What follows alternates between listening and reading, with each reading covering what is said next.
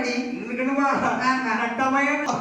மூணு தொட்டா முறிஞ்சுமான கேக்குடி அப்படியா எடி என்ன 10 பிள்ளை பத்தவங்க ரெடி இல்லடி 16 பிள்ளை ஒரு பிள்ளை நேரமா கரெக்ட் கட்டாயமா குழந்தை பிறகு கவலைப்படாத அது எப்போ தெரியலடி வாங்க குழந்தை வரல எடி வலதுபக்கமா